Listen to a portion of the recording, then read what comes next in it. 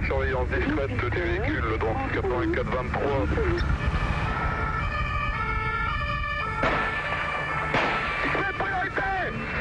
On nous a tiré, un collègue est touché là. Ils sont plusieurs. Attention, ça tire encore, il est derrière, il est pas loin. Lui-là, il nous a tiré dessus encore une fois. Il y en a même un qui avait un fusil à pompe. Il nous a fait peu. Ils sont en face, je sais pas. C'est la panique là. Des policiers qui surveillent une voiture volée, à Croix près de Roubaix, sont pris sous le tir fourni d'hommes qui disposent d'un armement de guerre. Ces gens sont extrêmement dangereux puisqu'ils tirent à bout portant et sans sommation sur tout ce qui bouge. Ce 27 janvier 1996, la France est sous le choc. Des hommes surpris par des policiers ripostent à l'arme de guerre. On n'avait jamais connu une affaire comme ça dans la région lilloise.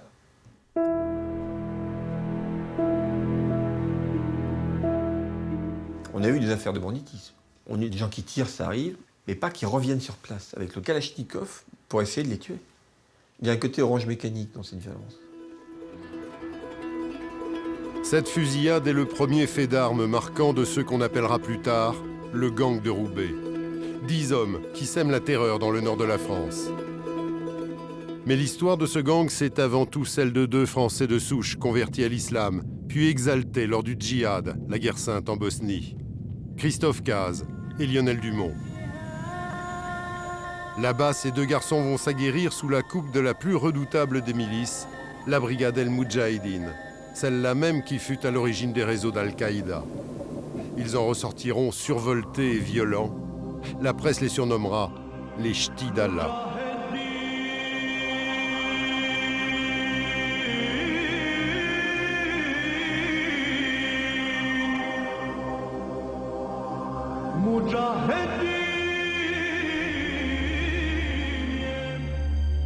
Christophe Cazes sera le chef intransigeant et autoritaire du gang de Roubaix. Né en 1969, il a été adopté. C'est un garçon brillant, mais révolté. Après une adolescence turbulente, il suit des études de médecine à l'université de Lille. Il est mal à l'aise dans ce milieu qu'il trouve privilégié et bourgeois. Il se sent plus proche des étudiants musulmans avec qui il passe de longues soirées à dénoncer la passivité de l'Occident envers les souffrances du peuple arabe. C'est avec eux qu'il découvre l'islam et se convertit. Il milite alors dans les associations musulmanes. Lionel Dumont sera le fidèle lieutenant de Christophe Cazes.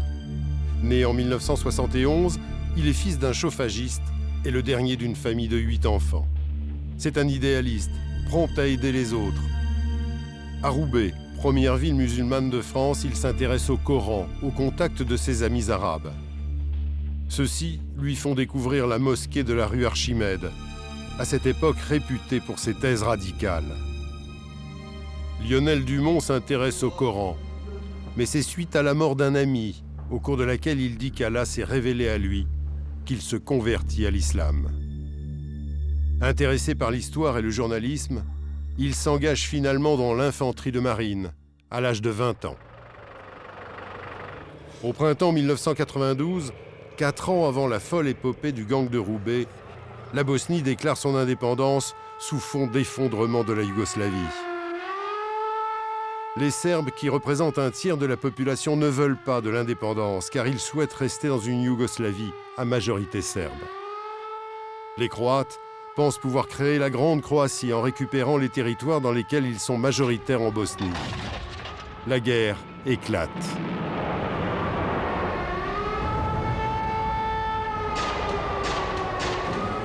Derrière ce conflit, la main de l'Amérique. Celle-ci s'inquiète d'une Europe trop forte qui ferait de l'ombre à son économie et d'une Serbie toute puissante qui tomberait dans les bras de la Russie. Les Américains voulaient repousser l'influence serbe parce qu'ils pensaient que les Serbes se tourneraient vers l'Est, c'est-à-dire vers la Russie.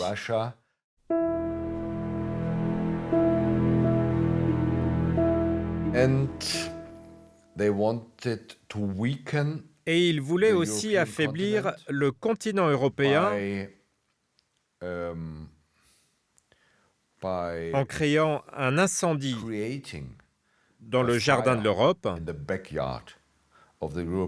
et donc dans les Balkans.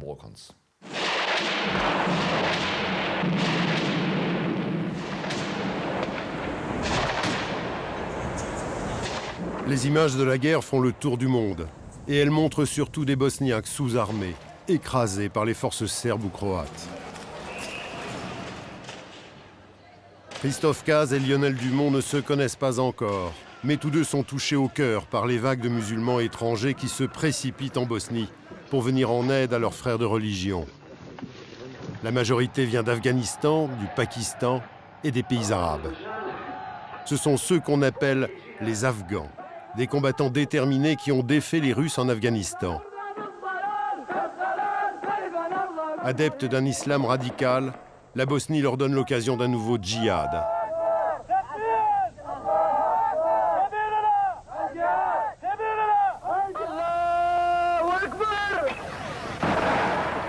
Alors que la Bosnie s'enflamme, Lionel Dumont se trouve sur une base de l'armée française, à Djibouti. Lors des permissions qu'il a en France, il vit comme une forme d'exclusion, sa conversion à l'islam. On ne peut pas parler d'islam, en fait. C'est un... Je sais pas, ça passe pas au niveau de la peau, les Français n'arrivent pas... Ça passe pas en France, l'islam. On ne peut pas en parler vraiment librement. Tout de suite, c'est un sujet explosif, c'est... Ou c'est l'islam à la française, ou bien c'est l'extrémisme. Il n'y a pas de juste milieu. On ne peut pas vivre librement notre religion, on ne peut pas l'affirmer, on ne peut pas... Alors que Lionel Dumont cherche un sens à sa vie, Christophe Caz, le chef du gang de Roubaix, s'enferme dans la religion. Il a 22 ans et peu à peu ses parents perdent le contact avec lui. C'était un pressentiment, je le sentais. Est-ce qu'il s'est fait enrôler et on ne sait rien du tout. Et nous, quand on s'en est rendu compte, il était trop tard. Et quand c'est trop tard, vous ne pouvez plus rien faire. Rien du tout. Quand ils deviennent fanatiques, c'est fini, terminé.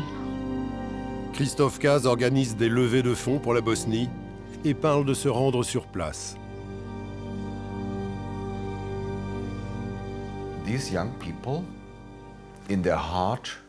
Ces jeunes gens, la sensibilité à fleur de peau, incertains dans leurs pratiques religieuses, aux perspectives professionnelles limitées,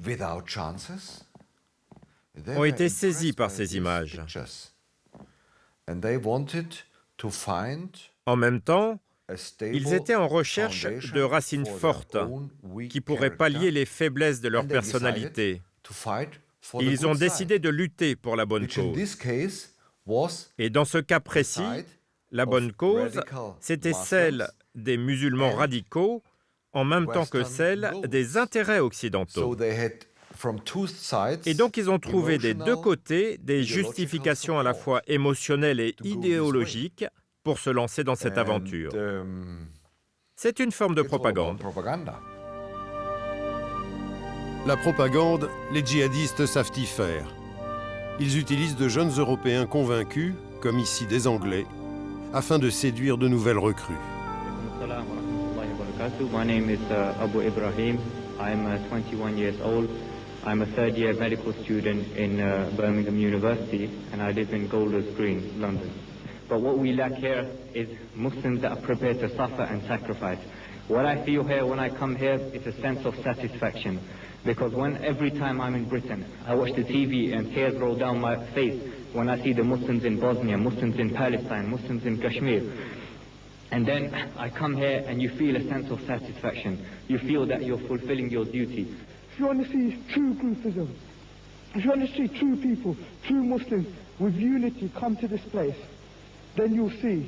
These people, Mujahideen, come from all over the world, not just from one Arab country, but many brothers from France, from England, from everywhere, from Uganda, from Philippines, and everywhere. They come to fight here, not for no money, but for the sake of Allah. Allahu Akbar!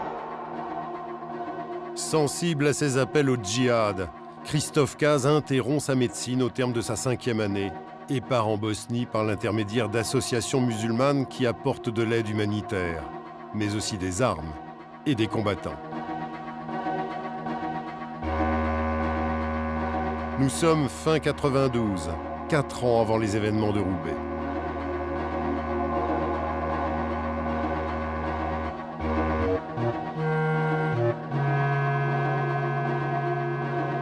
Christophe Kaz se rend à Zenica, le centre opérationnel des combattants étrangers en Bosnie.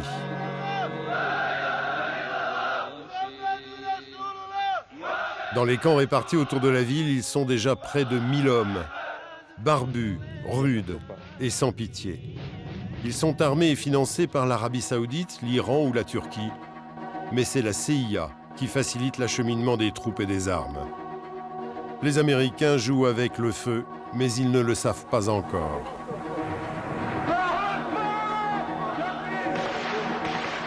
Pour l'heure, ces djihadistes sont une aubaine.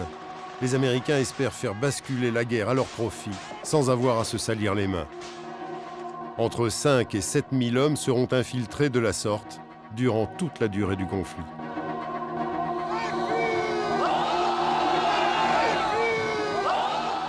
Christophe Kaz est subjugué par la témérité et la ferveur de ces Afghans qui se sacrifient au nom de l'islam et pris sous le feu des combats.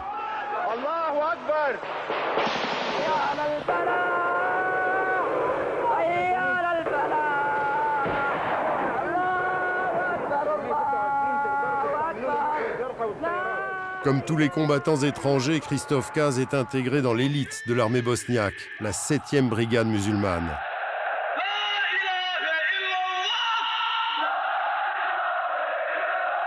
Les djihadistes sont éparpillés dans plusieurs unités, mais s'agacent très vite du manque d'ardeur des soldats bosniaques durant les combats, et surtout de leur manque de ferveur religieuse. Les moudjahidines d'Afghanistan et des pays arabes étaient des radicaux prêts à sacrifier leur vie. Ils voyaient la mort comme une récompense de la part d'Allah. Mais les combattants musulmans bosniaques, eux, avaient des objectifs bien différents. Ils voulaient juste libérer la Bosnie de la Yougoslavie. Ils voulaient faire sécession, construire une république, mais une république avec toutes les libertés que cela implique. Ce qui veut dire aussi l'alcool, les plaisirs, les discothèques, les femmes. C'était impossible que ces deux parties puissent s'entendre. Rapidement, les Afghans réclament leur autonomie totale sous peine de rentrer chez eux. Les autorités bosniaques ne sont pas longues à convaincre. Elles sont contre l'indépendance des djihadistes, mais ne peuvent se passer de ces soldats sans peur qui gagnent du terrain là où les soldats bosniaques échouent. Le 13 août 1993, les Afghans obtiennent gain de cause. La brigade El Moudjahidine voit le jour. Elle est composée uniquement d'étrangers dont les chefs sont des radicaux, guidés par la charia.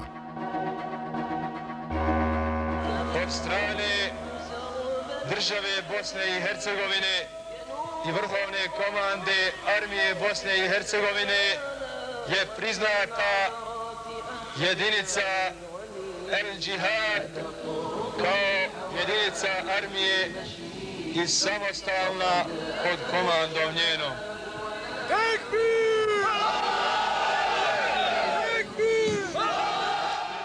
Christophe Kaz va vivre en direct la création de la brigade et deviendra médecin au service de ses frères de religion. Parmi ceux-ci, il côtoie Eyman Awan, un Syrien.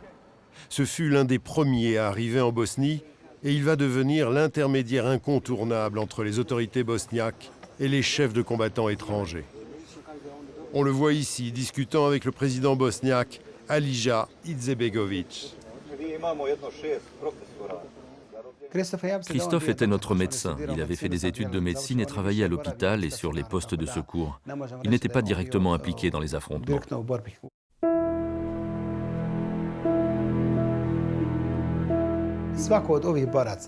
Mais les soldats comme lui voulaient aussi être des shahids, mourir pour Allah.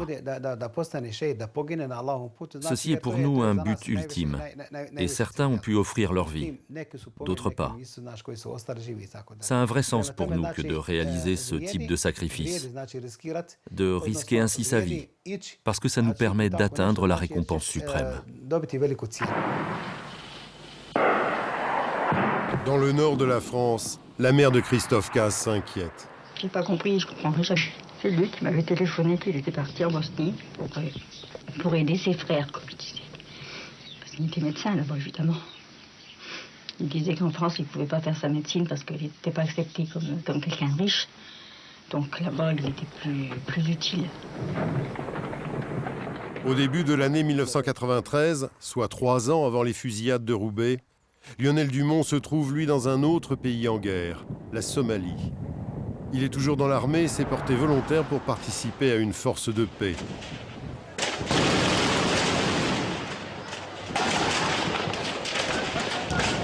La Somalie est sous le feu des chefs de guerre.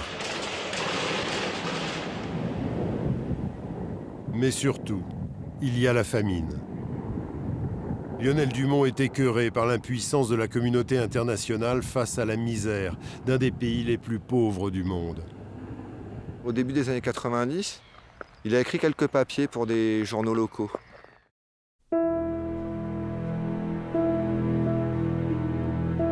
Il disait quand je vois mes contemporains et quand je vois l'indifférence dont ils font preuve à l'égard du monde, à l'égard de la misère, etc., ça me coupe le souffle. Et je vois plein de gens qui n'arrêtent pas de se plaindre alors qu'ils ont leurs 2 bras, leurs 2 jambes, et ils font rien de leur existence. Et pourtant, si on veut s'en donner la peine, il y a beaucoup de choses à faire pour que le monde aille mieux. Alors bon, forcément, il y a une dimension très idéaliste, mais je vous dis, pour moi, ça illustre bien sa générosité. De retour de Somalie dans le courant de l'année 1993, Lionel Dumont veut s'engager dans une cause. Il croise alors Christophe Caz pour la première fois. Celui-ci rentre de Bosnie afin de lever des fonds pour la guerre, mais aussi de trouver des volontaires pour combattre. Lionel Dumont est saisi par l'enthousiasme de Christophe Caz. Il me le présentait comme un individu très charismatique. Et il reconnaissait avoir subi son influence aussitôt qu'il l'avait rencontré. Voilà. Je pense que vraiment, à ses yeux, je ne sais pas si le terme est bien approprié, aux yeux de Lionel Dumont, ouais, Christophe Caz apparaissait vraiment comme un gourou. Voilà. Et je pense que ça représentait encore une étape décisive dans son engagement religieux. Voilà. Je pense aussi qu'il a été à l'origine de son départ en Bosnie. On s'est très bien entendu tout de suite. Ouais. Il m'a dit est-ce que t'es partant? Et je lui ai dit moi, il n'y a pas de souci, je suis là. Il a été surpris aussi que je parte aussi rapidement, quoi, vous voyez. J'ai très vite fait mes sacs, quoi. J'ai vendu ma voiture, j'ai donné ma démission à un boulot que je venais de trouver et j'ai fait mes adieux à mon père et au revoir à ma mère et voilà, je suis parti. Nous sommes en 1994 et Lionel Dumont ne sait pas encore que dans 2 ans, il sera traqué par toutes les polices de France.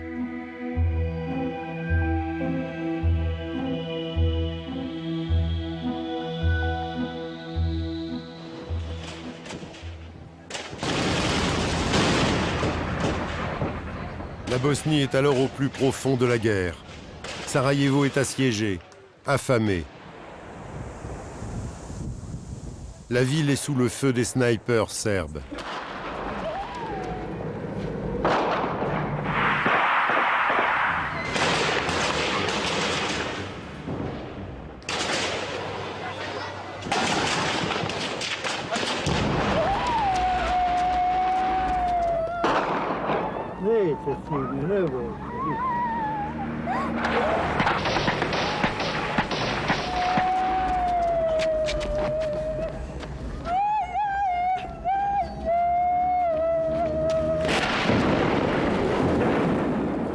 Par 2 fois, les bombes tombent jusque sur le marché central au milieu des civils.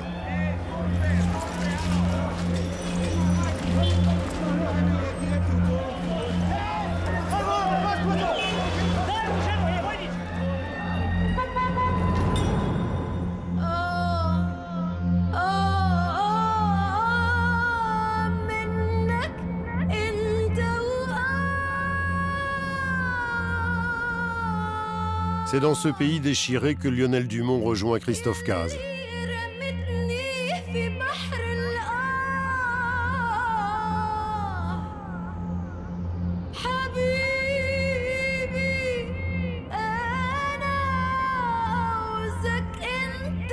Il se rend à Zenitsa.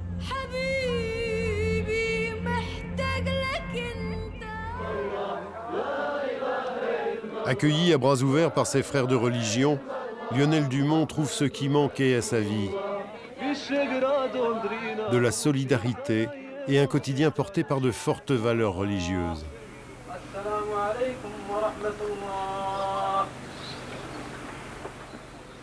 Bon, ça s'appelle la fraternité, tout simplement. Hein. Je pense que l'esprit de groupe, on se soutient tous les uns les autres. Il y a un esprit de corps aussi, vous voyez. Et puis je pense que la cause, elle nous dépassait tous et elle était exaltante. C'est toujours exaltant pour un musulman de se battre pour sa religion et pour ses corélégionnaires et pour les opprimés, vous voyez. J'étais enthousiaste. Lionel Dumont pensait être ambulancier auprès de Christophe Cazes. Il sera soldat. Il monte au front avec ses compagnons d'armes.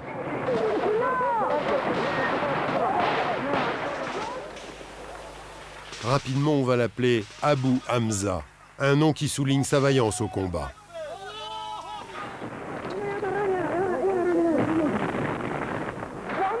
Courage fuyant, ça n'existe pas dans ces pays-là. Je veux dire, c'est la pire des choses, la guerre, mais c'est peut-être la plus belle des aventures pour un homme, quoi, par moment. Après, c'est bon qu'elle se termine, mais c'est l'occasion de voir les gens pour ce qu'ils valent, vous voyez. C'est révélateur de bien des caractères, quoi. Sur les postes avancés de combat, Lionel Dumont retrouve parfois Christophe Cazes. Celui-ci est devenu brusque et enflammé, mais c'est un médecin de talent. Il assurait, franchement, il avait une trempe, il assurait, quoi. Il paniquait pas quand il voyait des blessures. Moi, j'ai vu sur le champ de bataille remettre les tripes dans son ventre avant de l'emballer, vous voyez. Ça fait tout bizarre, quoi. On n'a pas intérêt à tourner de l'œil, quoi. Et surtout quand les obus pleuvent ou des choses comme ça fait... Et non, il avait une trempe quand même, une sacrée trempe. Voir le courage chez les autres, ça nous rappelle à nos propres manques, si jamais on en manque par moment, oui, comme tout le monde. Hein. Avec des guerriers tels que les deux Français, de nombreux postes ennemis réputés imprenables tombent. Ils étaient d'une brutalité extrême.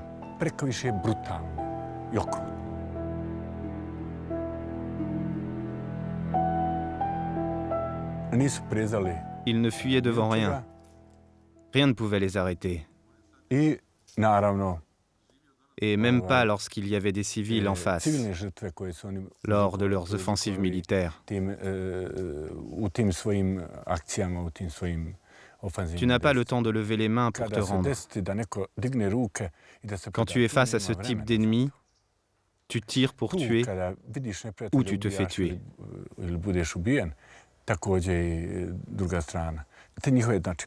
Le fait qu'ils aient beaucoup de succès militaires, avec en plus leur brutalité et leur apparence physique, ils n'avaient rien à voir avec les troupes contre qui on avait l'habitude de se battre. Ce n'était pas agréable de tomber sur des personnes d'une telle trempe au fond d'un bois.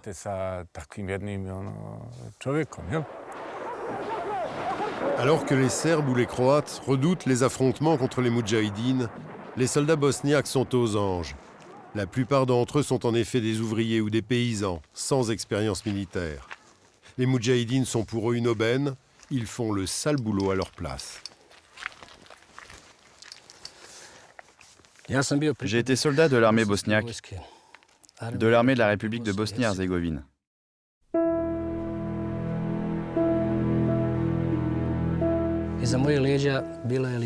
Derrière moi, il y avait la ligne de front. Sur ce front-là, nous combattions aux côtés des Moudjahidines.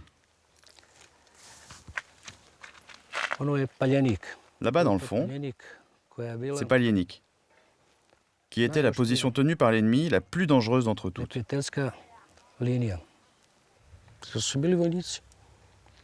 C'était vraiment de bons soldats. Nous n'avions aucune idée de ce qu'était la guerre. Quelques anciens comme moi avaient été dans l'armée yougoslave, mais je dois dire que nous n'étions pas préparés. Je reconnais qu'ils ont fait un sacré boulot. Ils nous impressionnaient par ce qu'ils dégageaient. Mais ils ne voulaient pas qu'on se mélange à eux. Et ne parlaient pas avec nous. De temps en temps, on en croisait quelques-uns. Lionel Dumont et Christophe Cazes vivent reclus dans la brigade. Cet isolement va certainement participer à leur acceptation d'un islam radical, prôné par leur chef. C'est cet extrémisme qui va, 1 an et demi plus tard, être le moteur de leur folle équipée à Roubaix. Avec l'islam, j'ai appris la vérité. J'ai appris que j'avais un Dieu et que j'aurais des comptes à rendre et qu'il nous avait accordé un prophète, c'était Mohammed sallallahu alayhi wa sallam, et qu'on avait un chemin à suivre, quoi. Donc depuis que je suis rentré dans l'islam, j'ai pris ce chemin. La vie de Lionel Dumont est guidée par l'islam. Et ses chefs veulent imposer cette approche radicale à tous les Bosniaques, par la force si nécessaire. Ces documents classés confidentiels attestent d'hommes frappés parce qu'ils fumaient, de bars saccagés car ils vendaient de l'alcool, ou de femmes molestées car elles ne portaient pas le voile. Les Moudjahidines veulent imposer leurs règles. Interdites ces familles qui se baignent dans une rivière. Interdite la musique ou les tenues d'été. Interdite ces personnes qui consomment l'alcool traditionnel dans un bar.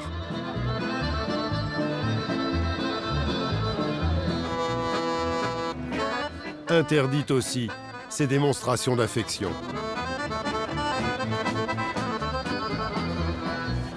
Les combattants étrangers veulent imposer la charia dans un pays qui s'y refuse. Quand ces Moudjahidines sont arrivés d'Afghanistan, c'étaient des fanatiques, comparés aux musulmans plutôt très modérés de Bosnie. En fait, l'objectif final de ces Moudjahidines, ce n'était pas de libérer la Bosnie de la Yougoslavie, comme le souhaitait l'armée musulmane officielle de Bosnie, mais ils étaient là pour faire un djihad contre tous les chrétiens. Rapidement, ceux que l'on appelle les Afghans vont verser dans les crimes de guerre. La brigade El Moudjahidine se distingue par une cruauté qui choque jusqu'à leurs alliés, les militaires bosniaques.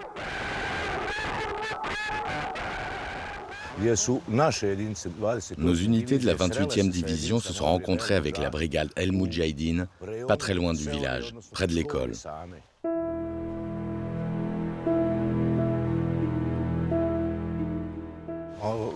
Je crois que nous avions 10 prisonniers de l'armée serbe. Les forces Moudjahidines avaient arrêté une vieille femme. Dans ce face-à-face, nous en sommes venus jusqu'à sortir les fusils.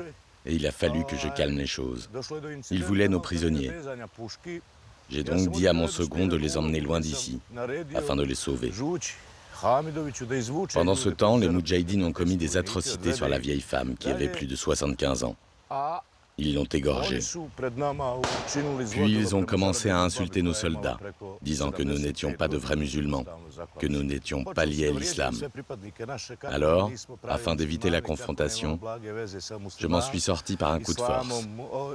J'ai tiré sur toutes les chopes de bière avec mon pistolet. Quand ils ont vu que j'avais détruit les canettes d'alcool, ils sont partis. Ça a sans doute évité un affrontement sanglant, car les fusils étaient prêts à tirer des deux côtés, comme entre deux ennemis. Tous les militaires n'ont pas eu le courage de ce colonel. Cet homme est un Serbe, apeuré. Il a été fait prisonnier par des soldats bosniaques et il a peur, car un djihadiste de la brigade El Moudjahidine, le front ceint d'un bandeau bleu, force les Bosniaques autour de lui à lui donner des prisonniers serbes.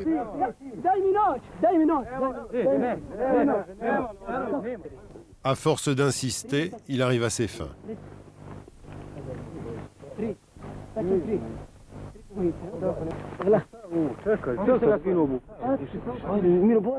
Quelques instants plus tard, les prisonniers sont à terre.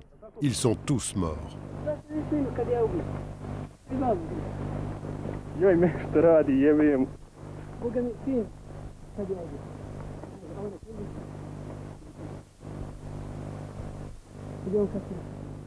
Lionel Dumont récuse ce type de violence. Il contestera devant ses chefs ces méthodes barbares.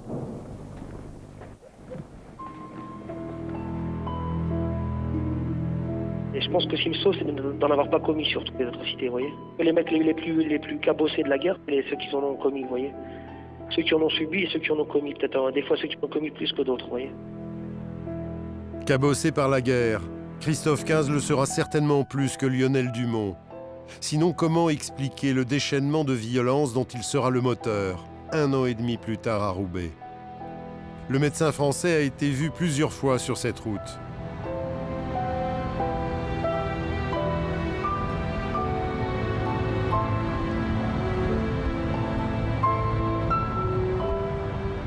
Une route qui mène à Gostović, le camp le plus grand de la brigade El Moudjahidine.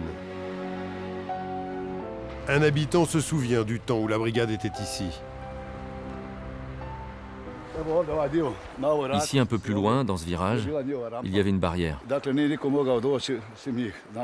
Hormis eux, personne ne pouvait entrer. Tout ce qui se passait ici, personne ne pouvait le savoir. Il y avait des gardes et personne ne pouvait accéder. Même pas les soldats de l'armée bosniaque? Non, non, personne. Eux uniquement. Ils restaient uniquement entre eux. Et tous les prisonniers de guerre étaient amenés ici. C'est ici qu'ils venaient se baigner. C'est l'endroit le plus profond.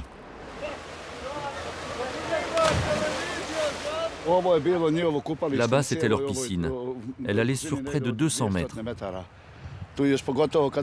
Quand il y a plus de courant, ça devient plus profond. Ils pensaient que personne ne pouvait les voir. Et ils ont laissé des traces sur les piliers en béton. Là, sur le pilier. Ici, c'est la fosse commune.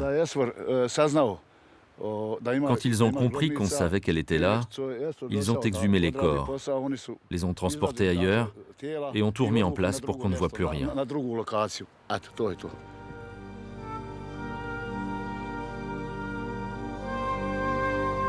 Les habitants de la région n'imaginaient sans doute pas ce qu'il se passait vraiment dans le camp de Gostović.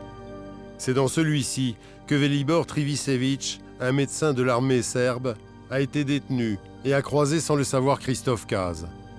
Son unité est tombée lors d'une offensive de la brigade El Moudjahidine.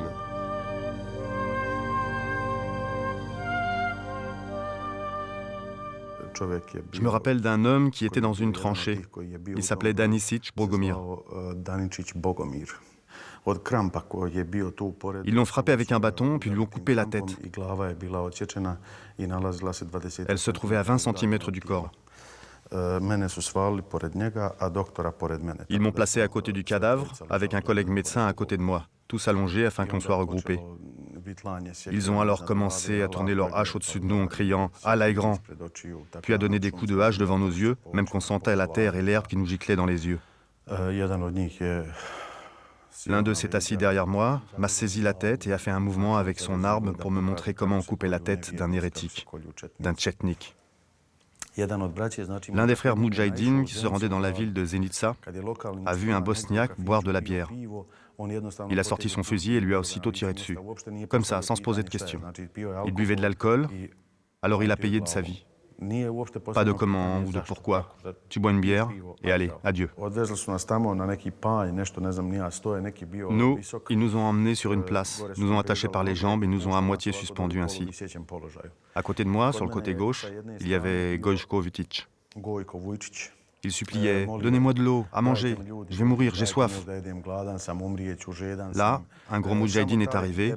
Il a collé son fusil contre sa tempe et a tiré.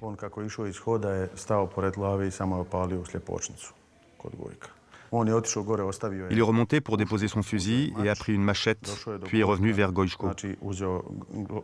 Il lui a attrapé la tête par le menton et a commencé à la découper. Il est arrivé jusqu'à la colonne vertébrale, et comme il n'arrivait pas à la découper, il a donné 3 coups secs. Il l'a prise dans les mains et l'a passée à chaque prisonnier en disant « Embrasse ton frère, embrasse-le ». Nous devions tous embrasser la tête coupée d'un type qui nous avait nourris la veille. C'était ça ou la mort.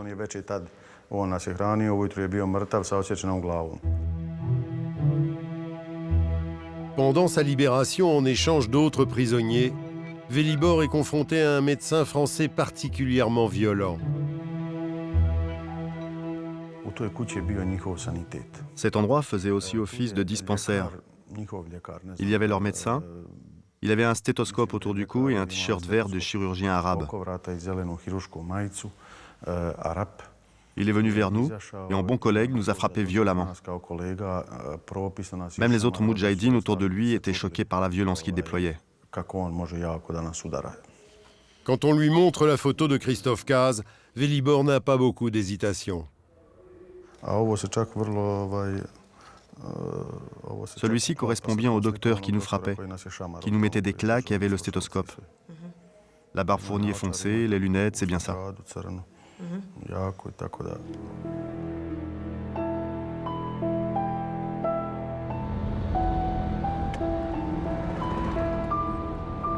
C'est dans la maison de ce couple que Velibor a été torturé et qu'il a croisé Christophe Kaz. Leur maison a été réquisitionnée de force et servait de base de commandement aux émirs de la brigade.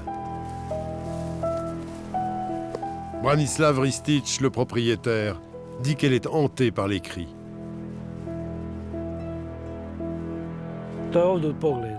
Voilà, ça c'est ma maison en 1992, avant la guerre. C'était la vue qu'on avait, il y avait une terrasse. Ça c'est après la guerre quand je suis revenu. Là-bas dans la maison, il y avait des murs pleins de sang, là où se trouvait le centre de commandement. Ça a été repeint. Quand ils sont partis, on l'a retrouvé comme sur cette photo. On me voit avec ma femme et ma nièce. Il y avait environ 70 tentes. C'est la commission en charge des dommages de guerre qui nous a dit ça.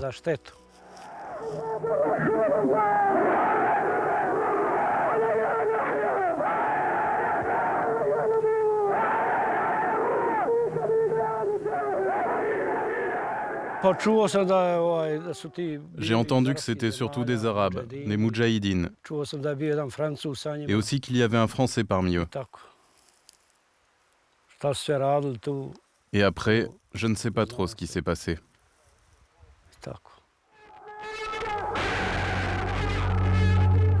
Voici ce qui se passait au camp de Gostovitch. Des Moudjahidines jouaient au foot avec la tête d'un ennemi devant une foule impassible. Ils se sont filmés eux-mêmes. Le commentaire est édifiant. Mudžahidi su sa braćom iz armije poigrali fudbala i to je bila igra puna ljubavi i prijateljstva u ime Allaha, čista od pogrdnih i ružnih izraza. Christophe Kaz a participé à ces atrocités car il voulait se faire remarquer par ses chefs afin de devenir lui-même émir.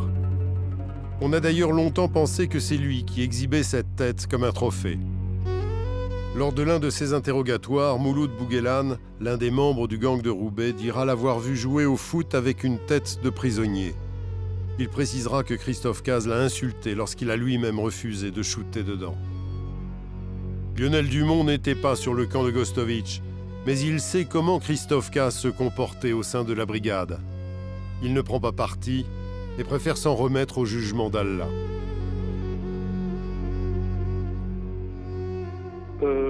Écoutez, je répondrai pas à sa place, ou du moins plus à sa place, mais que tuer son âme maintenant. Voilà quoi, il est parti, donc il rendait compte pour tout ce qu'il a fait de bien et de mal. Les méthodes barbares des djihadistes vont entacher leur réputation au point d'en occulter leurs faits de guerre les plus valeureux. C'est une guerre dans laquelle ils disaient avoir une mission précise. Mais au final, tout ce qu'ils ont fait, c'est commettre des atrocités. Ils ne nous ont rien apporté. Malgré l'importance qu'ils avaient au sein de notre armée, ils ne nous ont rien donné de bon. Leurs actes ont juste terni l'image de tous les soldats de l'armée de Bosnie. À l'image de ce colonel, plusieurs hauts gradés bosniaques manifestent leur colère auprès de leur hiérarchie. Mais le président bosniaque Alija Izetbegović est entre le marteau et l'enclume. D'un côté, il ne peut se passer de la brigade El Moudjahidine, qui a su se rendre incontournable sur les champs de guerre. De l'autre, il doit répondre aux pressions de certains de ses commandants et des pays occidentaux qui condamnent à mots couverts l'attitude des djihadistes. Son camp sera vite choisi. Ce sera celui de la victoire. Et il ne cessera de louer les prouesses des Afghans. Dragi vojnici, dakle, čestitam vam na pobjedi. Još jedanput, zahvaljujem vam se ispred našeg naroda za ono što ste učinili. Došao sam da vas vidim. Učinili ste vrlo važnu stvar. Lionel Dumont se tient en retrait de cette dimension politique. Au milieu de ses frères d'armes, il est porté par la foi et le désir de mener le djihad jusqu'à son terme. Intègre, il critique le fonctionnement de la brigade et accuse ses chefs de mener grande vie plutôt que de réserver l'argent aux moudjahidines morts ou blessés. Christophe Caz, lui, a de grandes ambitions. À moins d'un an des événements de Roubaix, il a déjà en tête de porter le djihad en France. Et il assure ses arrières. Il se marie avec une Bosniaque afin d'en prendre la nationalité et bénéficier ainsi d'une base en Bosnie. Mais surtout, c'est devenu un fidèle lieutenant de l'un des principaux chefs de la brigade, Abou El Mali, un Algérien que l'on surnommera plus tard le petit Ben Laden, en raison de son extrémisme. Il serre ici la main du président Izetbegović. Parmi les djihadistes qui ont combattu en Bosnie, on retrouvera ainsi toute la hiérarchie d'Al-Qaïda, y compris Khalid Sheikh Mohammed, cerveau du 11 septembre, ainsi que 4 des terroristes qui se trouvaient dans les avions.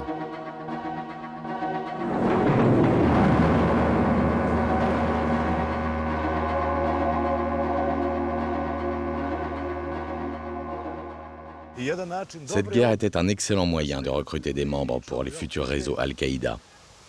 Tout militant de ce qui sera plus tard Al-Qaïda pouvait venir chez les Moudjahidines pour acquérir une compétence qui pourrait leur être utile plus tard, dans la perspective d'actions terroristes ou de toutes autres opérations. Plus surprenant encore, Ben Laden lui-même aurait fait un passage éclair en Bosnie.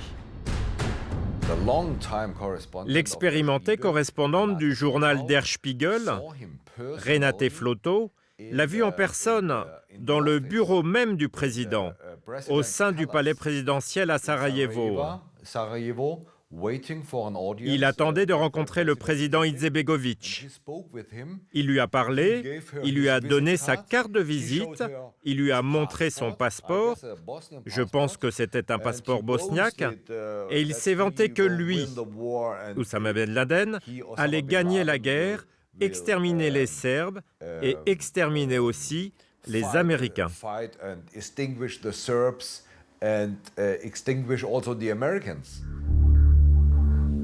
Vers la fin 1995, alors que la paix est en bonne voie, attentats et fusillades secouent la Bosnie. Derrière ceux-ci, des moudjahidines. Ils ne veulent pas de la paix avant d'avoir vidé la Bosnie des Serbes et des Croates.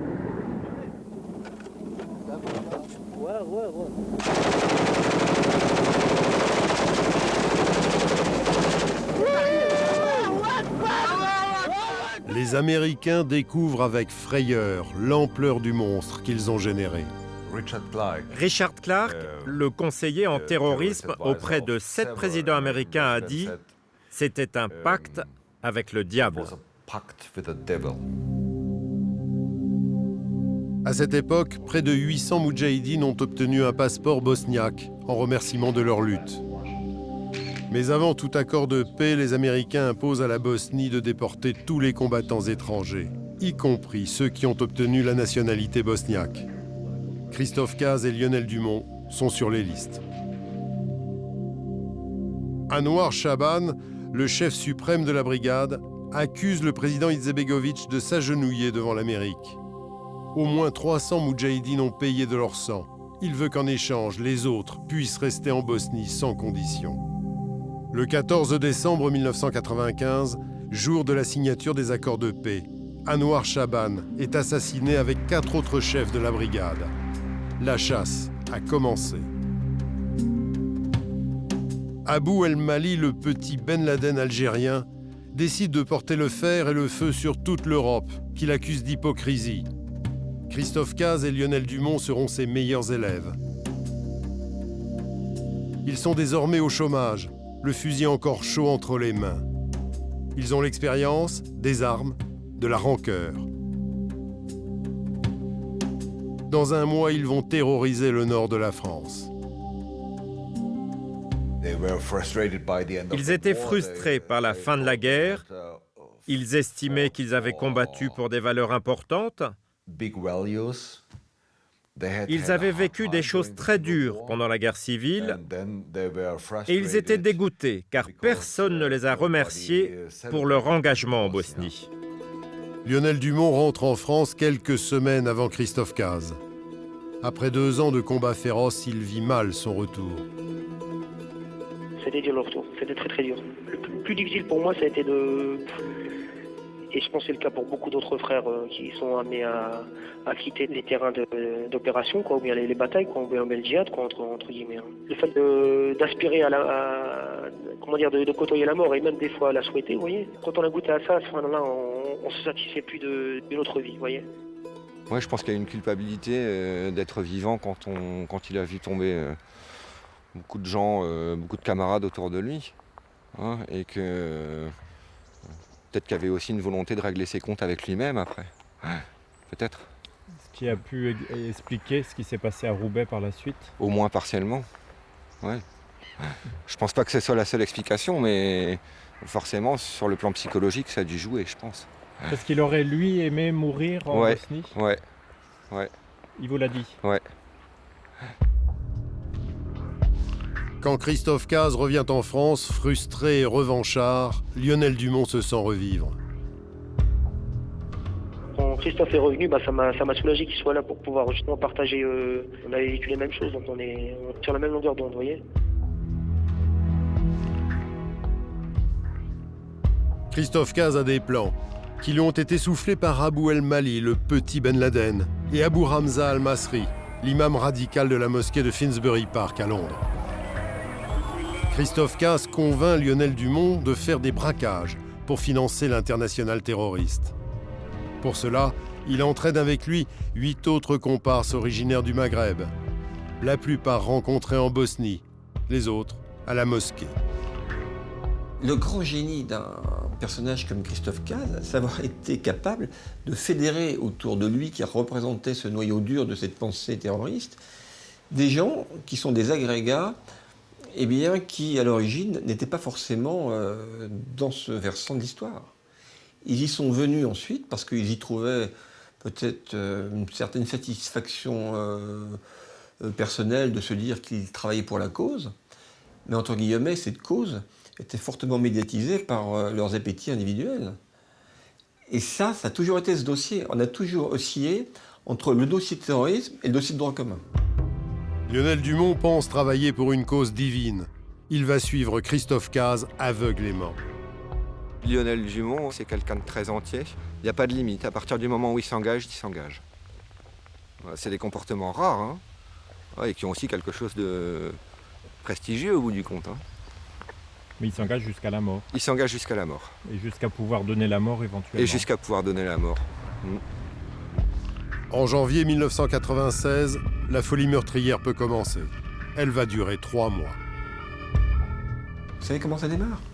Eh bien, c'est des services de police en patrouille qui vont trouver une voiture qui est depuis plusieurs jours au même endroit sur un parking. Ça attire leur attention, ils n'a pas à s'afficher, ils se rendent compte que c'est une voiture volée. Donc, de temps en temps, ils viennent voir. Ces voitures toujours là, ils font des petites planques en espérant arrêter les voleurs de voitures.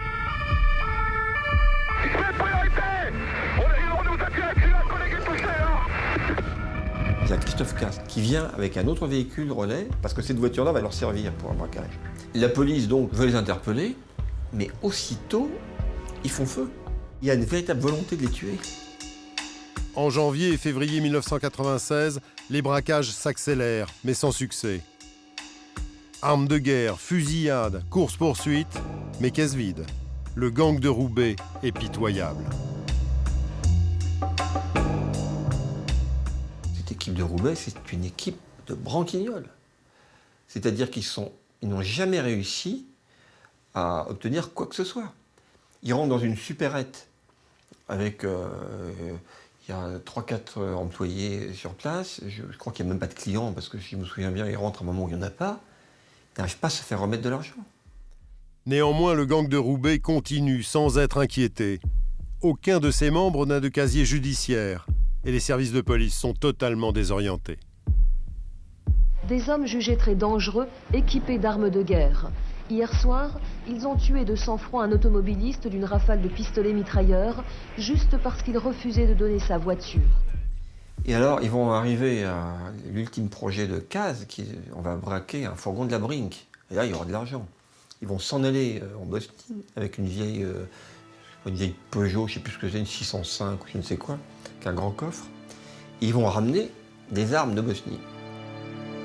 Lors de ce retour en Bosnie en février 1996, Lionel Dumont en profite pour se marier avec une femme que Christophe Kaz lui a présentée. Ce dernier sera témoin de mariage.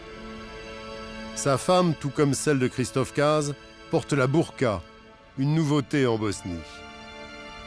La cérémonie consommée, le duo repart en France, le coffre chargé d'armes. C'est Abou El Mali, le petit Ben Laden, qui leur a fourni. Ils vont ramener un lance-roquettes, voilà. Et donc avec ça, Kaz retrouve, comment dire, de l'aura vis-à-vis du groupe, parce qu'il y a un moment, les gens quand même se posent des questions, on se dit, attends, chaque fois ils nous emmènent dans des coups, mais ça marche jamais. 6 à 8 hommes ont ouvert le feu, équipés de fusils d'assaut, de grenades et même d'un lance-roquettes. L'opération a duré quelques minutes à peine. Le temps pour les braqueurs de s'apercevoir qu'il n'y avait rien dans le fourgon.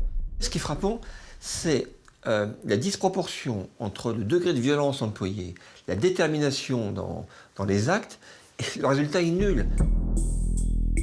En 3 mois de fusillade, le gang de Roubaix n'a toujours pas un sou dans les caisses.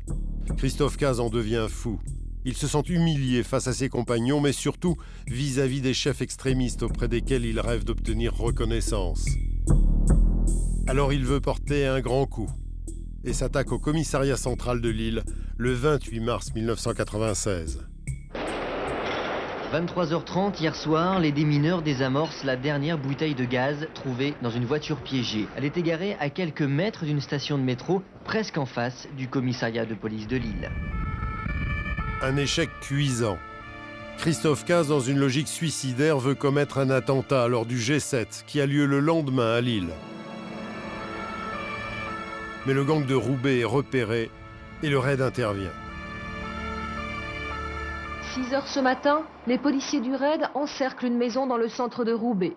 Retranchés derrière les murs, plusieurs malfaiteurs jugés très dangereux, lourdement armés, déterminés. Quand l'assaut est donné, ils n'hésitent pas à riposter, blessant par balle 2 policiers. Et je me souviens avoir vu les gens du raid qui revenaient. On se serait cru en guerre.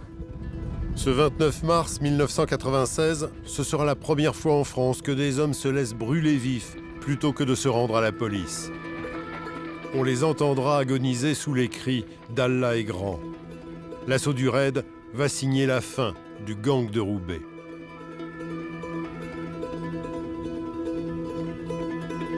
Au moment de l'assaut, Lionel Dumont et Christophe Kaz ne sont pas dans la maison. Mais entre eux, le torchon brûle. Lionel Dumont accuse Christophe Kaz d'amateurisme et de petit chef. Chacun fuit de son côté. Le soir même, Christophe Kaz tombe sur une patrouille de police à la frontière belge.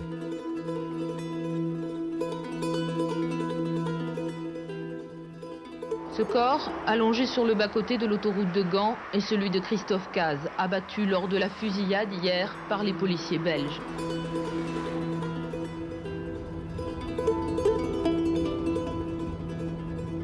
Lionel Dumont, lui, réussit à prendre la fuite en Bosnie, épaulé par des réseaux islamistes. Isolé, il commet des braquages. La guerre est finie, il n'y avait plus de l'aide humanitaire, c'est fini quoi.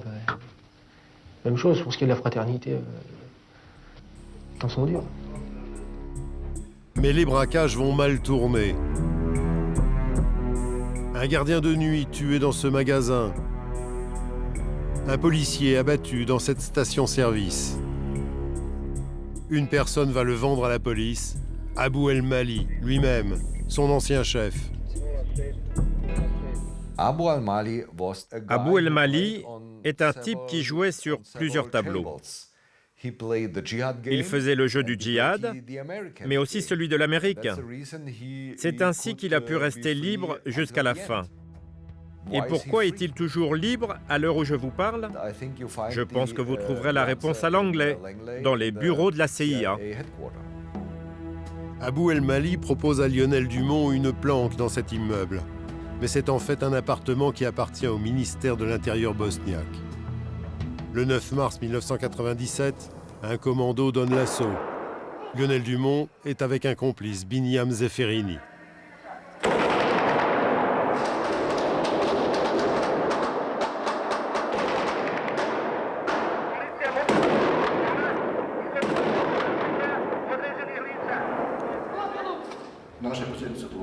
À l'ordre du commandement, nous nous sommes approchés de la porte et nous avons fait les sommations d'usage.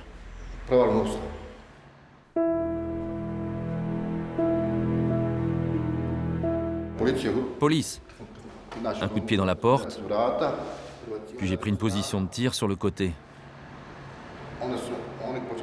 Alors ils ont aussitôt commencé à nous tirer dessus. Je me suis de nouveau jeté là, j'ai tiré dans l'appartement.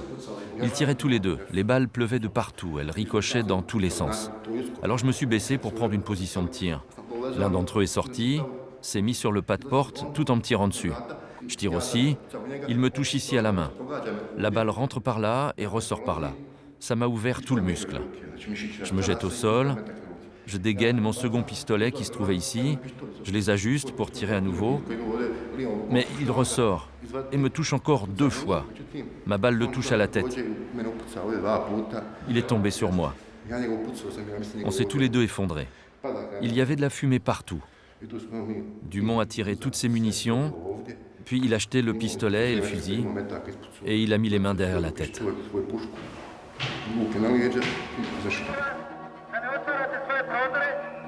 Ce policier sera blessé de 3 balles et évacué à l'hôpital.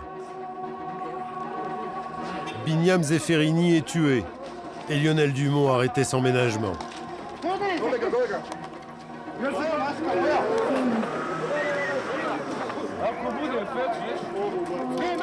Quelques mois plus tard, il passe devant la justice bosniaque. Lionel Dumont, y a-t-il une autre procédure criminelle engagée contre vous, lui demande le tribunal. Je pense que oui, répond-il en bosniaque. Je me souviens que Dumont était très bon comédien.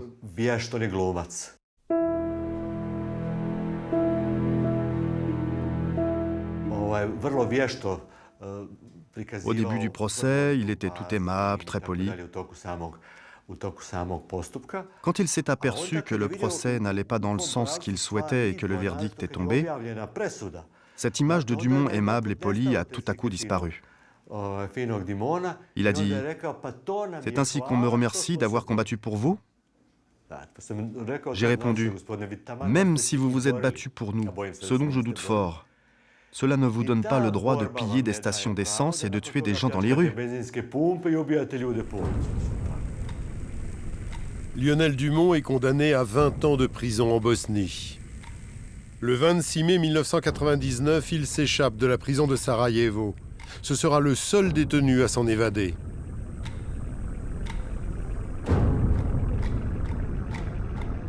C'est en fait un coup monté par les services secrets bosniaques. On veut l'assassiner, car il en sait trop sur les réseaux islamistes et la localisation des fosses communes de la brigade El Moudjahidine. Mais Lionel Dumont évite l'assassinat et se met à nouveau en cavale, toujours épaulé par des réseaux islamistes.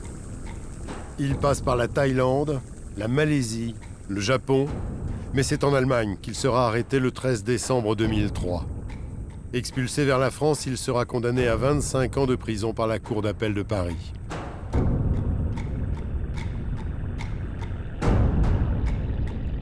Du fond de sa cellule, Lionel Dumont est désormais tourné vers la religion et dit s'en remettre aux mains d'Allah.